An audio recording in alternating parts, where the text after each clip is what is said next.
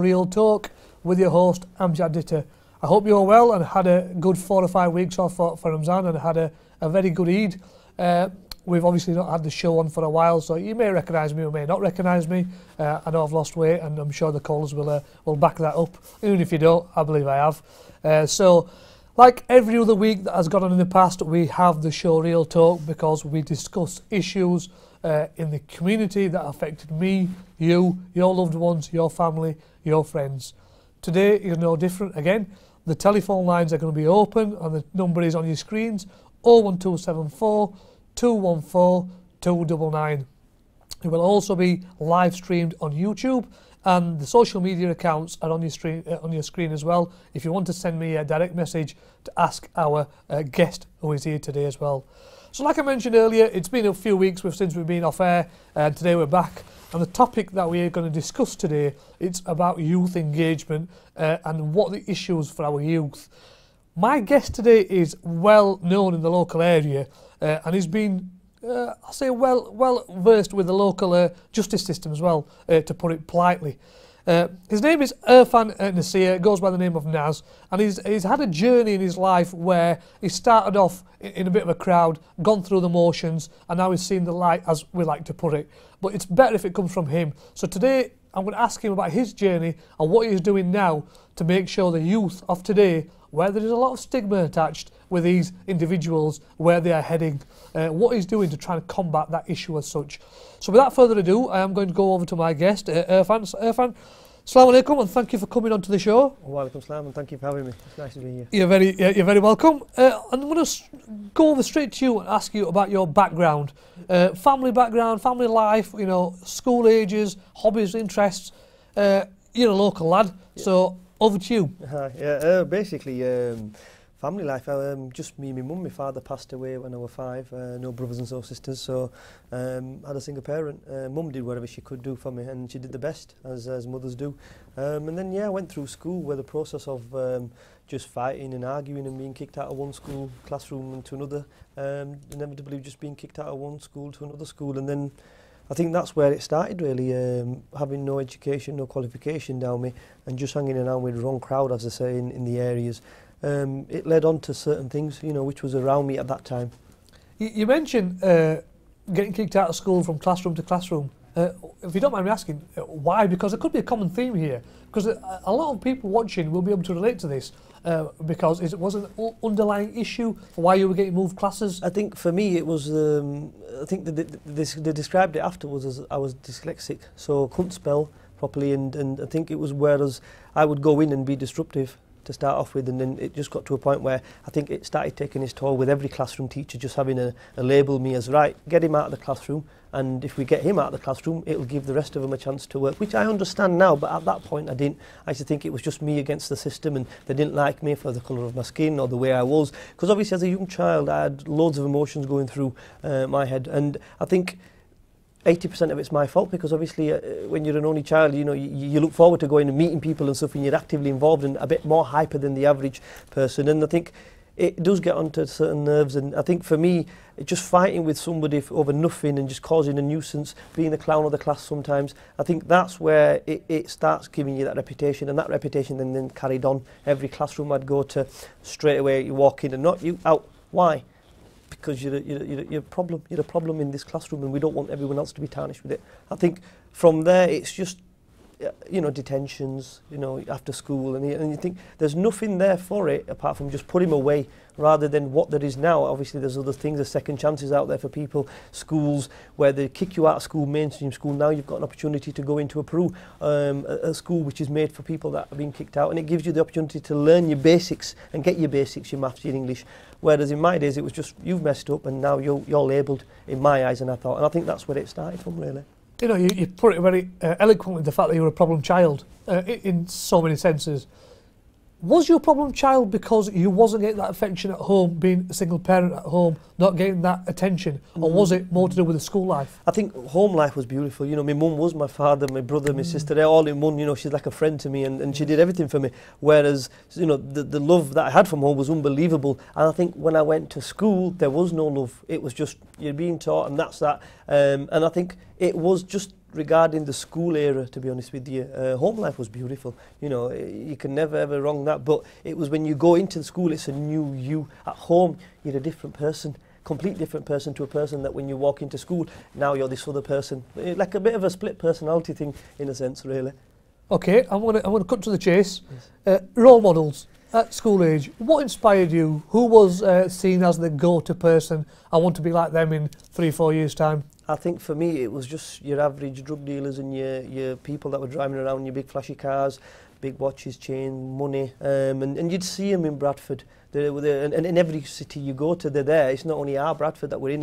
It was just visible in front of my face, and for me, it was something that I looked at and think, well, why am I sat here when I could be doing that, and I could be earning that, and I could be like that? And these role models were quite openly just accepting you and bringing you in and saying, yeah, come on in, you know, yeah, we'll help you. We'll give you this family feeling. You know, you'll be part of us. What school got? Nothing. You're gonna get no grades, and you're gonna go end up working for a restaurant, or you're going to do some kind of a low-end job if you get it. If not, this way, you'll be earning more than your teachers. And I think that was the one for me. Yeah, I want to earn more than my teachers and prove them wrong. Because they always used to say to you, you know, you can't blame the teachers, but it's something that they always say, you know, you've made a mistake, you're going to always make a mistake, and, you know, you're not even going to get into an extreme job. You're going to be something that's going to be running from here to here, and if you're lucky, you might be on job seekers. And I think that was always embedded in my head, and I think to try to prove them wrong, this was the easiest option in my eyes, because it was in front of me, you know, and it still is in front of people out there as we speak. So the temptation was the flash cars and money, the quick money? Quick money, yeah. Greed, as I'd put it. At the time, it was, I want this money, I want it fast. I don't want to do what everyone else is doing in working, education, university, and then getting into a career. I want it now. Why do I have to wait so long? I'm not good at education. I can't spell. I want to go down this path of, I know I'll be getting something at the end of the week or at the end of the day. Yeah, and I think this was the only option that was open to me at that moment in time, well, I thought anyway. And as I did, I walked in there with open arms and said, yes, I'm here. You know, this is what I want, and I want a piece of it. Viewers, we've only just started regarding, you know, Naz mentioned some key points. I want quick money, I want the status, I want the feeling of being loved, and I just want to prove people wrong. There will be some sentiment of people watching out there who'll be able to relate to this, because that unfortunately is reality for a lot of people. They want that status, they want that money, they want that attraction, and they want that status within that community to say, here I am, look, I've proved people wrong, and this is the way forward. The story continues, and I'm going to go over to you, Naz. Did you ever consider the consequences of using these illicit gains as such, destroying people's lives? You know, being the single parent family, coming from that background, having cousins, family, sisters, brothers who are affected by this vile act of supplying, you know, this narcotics, I like to call them, and the effects. Or does it? Or when you're in that game, is it no? Right. You switch off. You do. What happens is, for me, my experiences was when you go in and you're like, well, what is it that I am delivering? What is it that I am doing? What's in this parcel? What's in this bag? Yeah, and oh, it's a kilo of heroin. It's a kilo of this. It's just drugs, right? But what's it doing to the community? You don't need to worry. Doctors are giving out medications, aren't they? So you're doing the same thing. So don't worry. It's something that's going to help someone. So you don't have to worry about it. It's not destroying anyone's life. If it's not going to be you that's delivering it, it's going to be someone else. So have this mentality of, these are my people and I'm looking after them by feeding them this habit that they've got. Now, for me, I think having been around people and having that feel of love of, I belong to this family, this is a family, I've got no brothers, I've got no uncles, yeah, I've got no cousins in the area, so this is for me thinking, yeah, I belong to these lot. If anything ever happens now, I can say I'm part of something, and they make you feel like that. And then it's the whole fact of, you're not involved at the starting point of on the streets. It's, here you go, pick up this parcel, just get on your bike and see you at the other side of the park, there'll be a car there, go see him and drop it off to him, and that's all you need to do.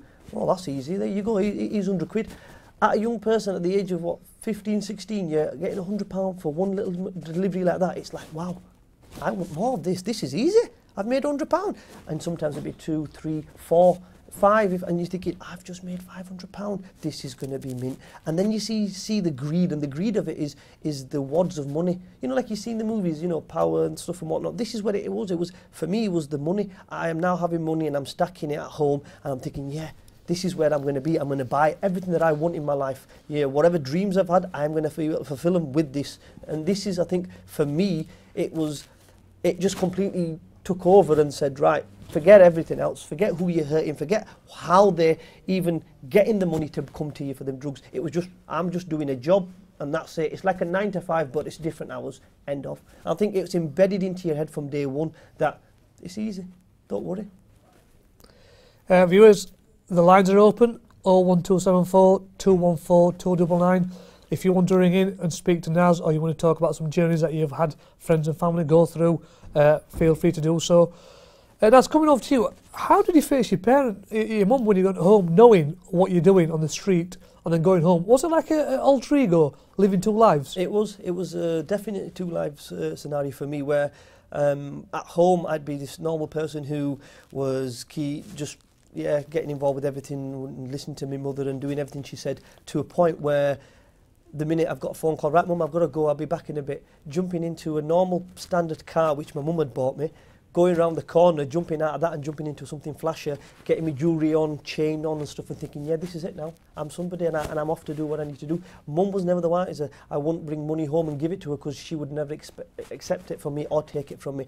Even to a point where it was coming to clothes and stuff, and I'd say to her, no, I've got this on offer. It was cheaper, buy one, get one free, mum, don't worry. Trying to lie to her to make her believe. And even that was to a point getting on top, because you were like, hang on, why is it every time you go into town, they've always got offers on? But when we go in town together, they're very, very expensive prices. And I used to kind of always lie to her and make her feel like, no, it's okay, don't worry.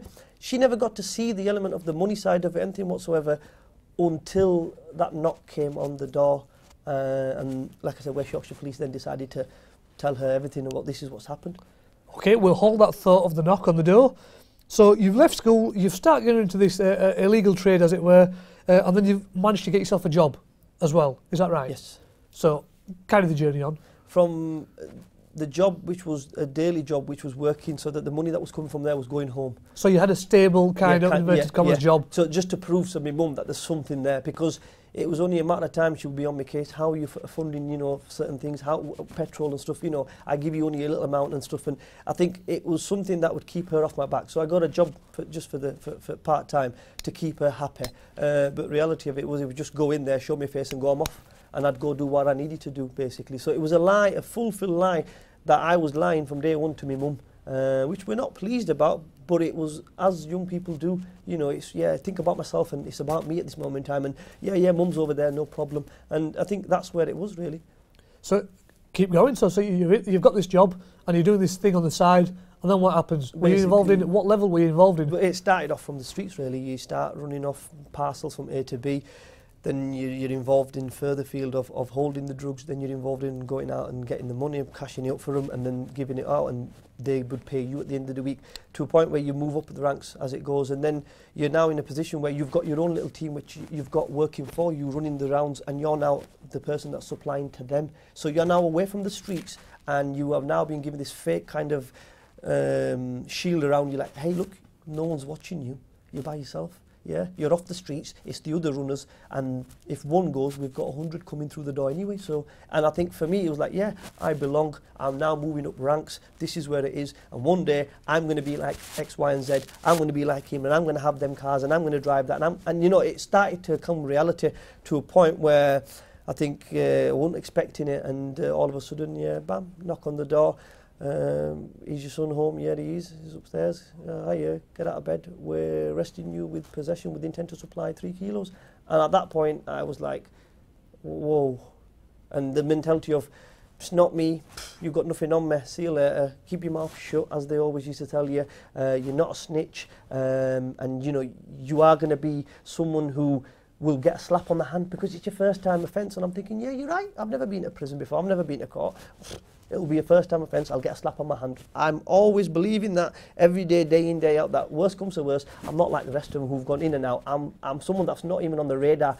Slap on the hand it is for me. And I think that was another point that brought me into it, to say, look, even if you did get caught, you're not going to get sentenced, fella. You are not even in there, you're not even part of them. So it's something that I thought, okay, yeah, until when I went down to the police station and they went, right, so is this going to be a no-comment interview, or are you going to talk? And I was like, no comment, no comment.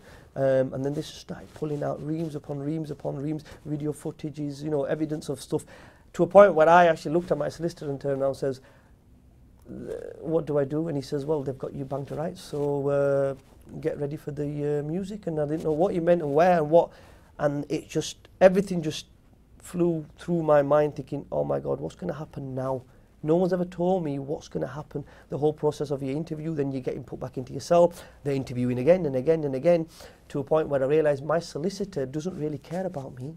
My solicitor just cares about the figure that's on top of my head, yeah? Saying to me that, you know, go no comment, we'll run a trial. Yeah, we'll run a trial. Why would I have had to run a trial if I had got the right information? I would have just gone hands up saying, right, you've got me for what you've got me.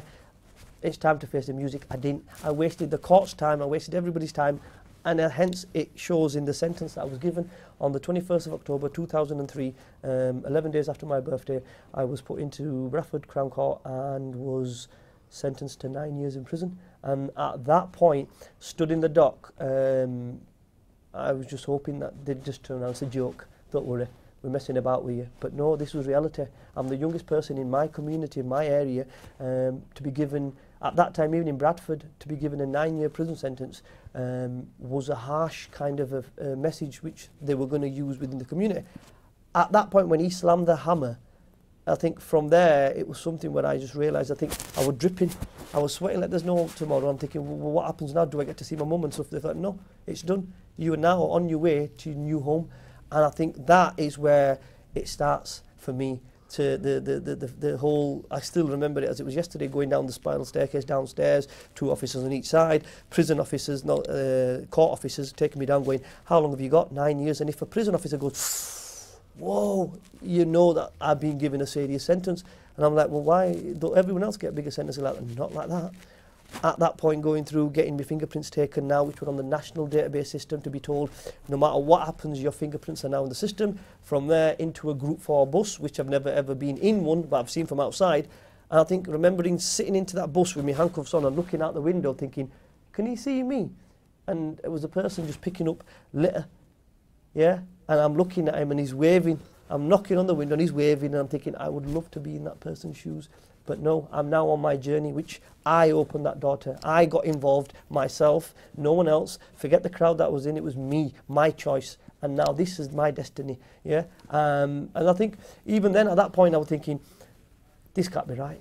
But it is. So, I mean, it's really quite touching the way you put it, because it's happened to you, so people can relate to it. And the people watching out there will probably relate to your journey. The higher up the ladder you go, the bigger the fall, as they say. Yes. So put into words for me the fact that one day, at a certain given time, you've got the money, you've got the health, you've got the status, you've got the cars, they've got the attention that people want. Yep. And next minute, you've got a tracksuit and you've got a 6 foot cell, and it's you, and you want to be a street cleaner. Whereas before, you were living an alter ego, and the realities hit home. Yep. How does that feel in real life?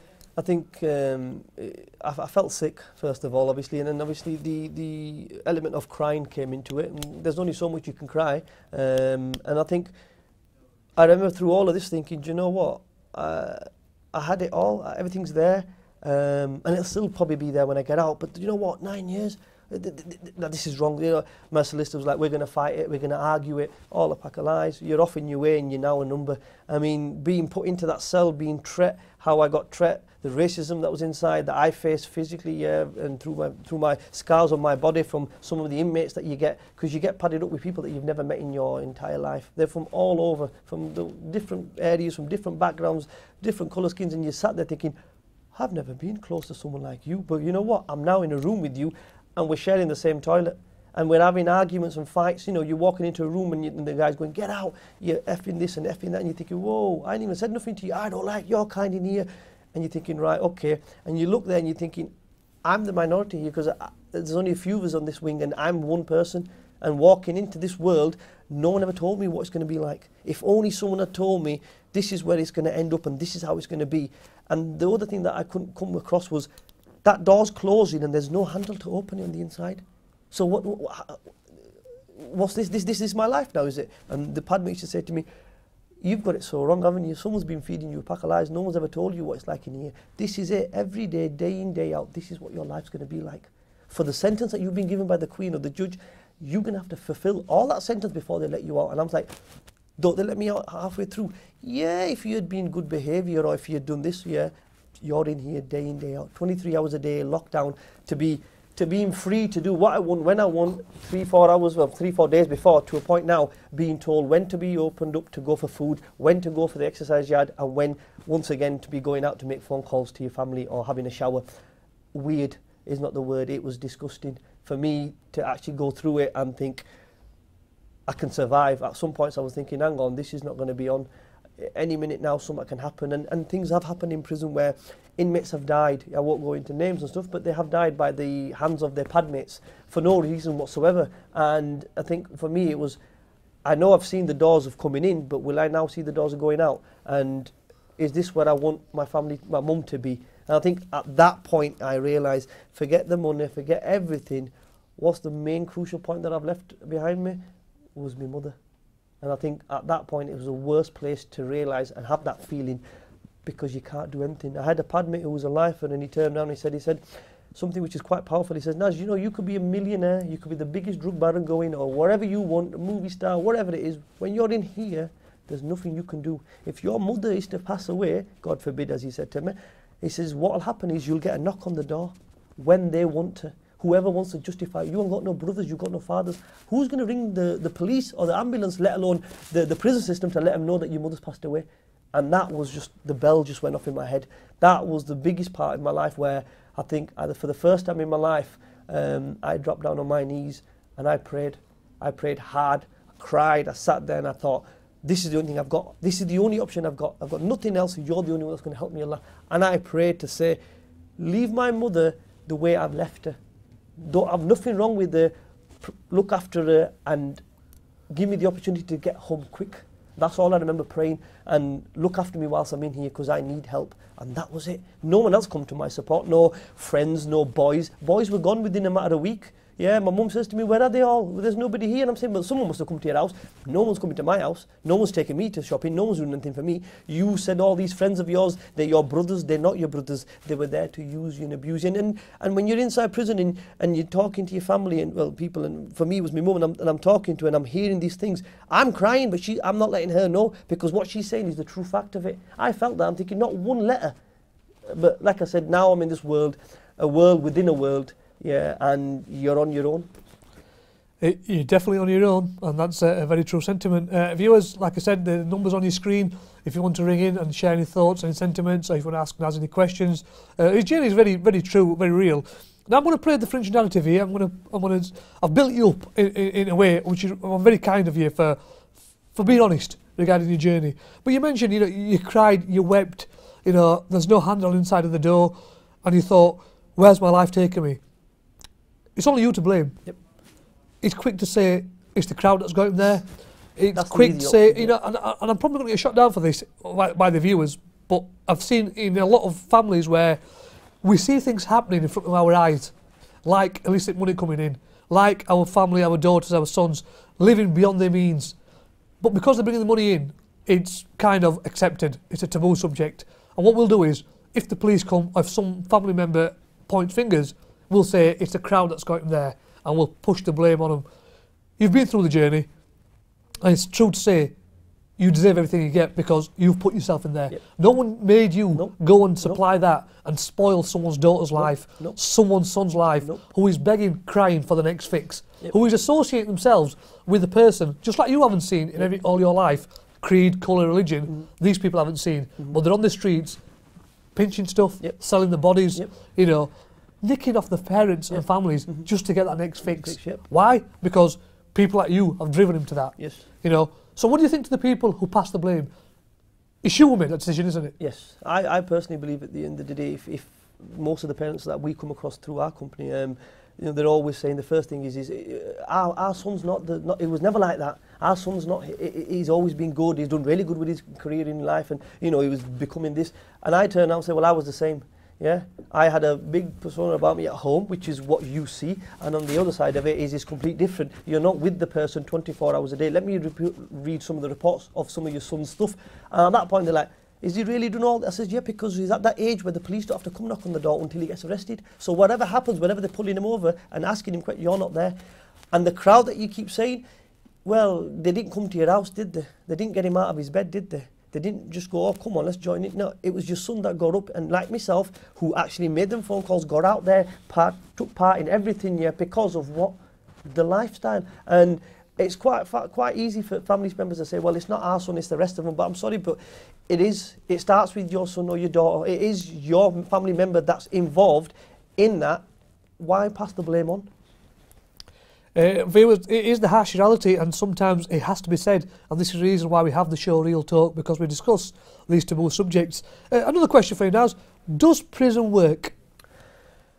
No.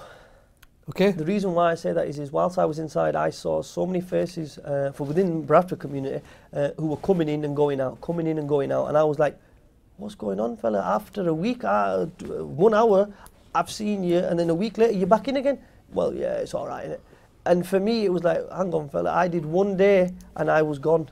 You know what I mean? I would have been happy to come out and go, right, I'm leading a law-abiding life, but like it is, you know, you do the crime, you do the time, and I was doing my time, seeing all these people coming in, going out, and I'm saying, what is it that makes you come back in? Ah, well, it's all right, you know, I only got an 18-month sentence and stuff. And what I realised is when they get sentenced for the first time to a smaller sentence. 18 months gets knocked down in half, tag, you're out in 9 months, 8 months. So that person now was sat inside, and he's now making links with other people from other areas where he's never would have been able to.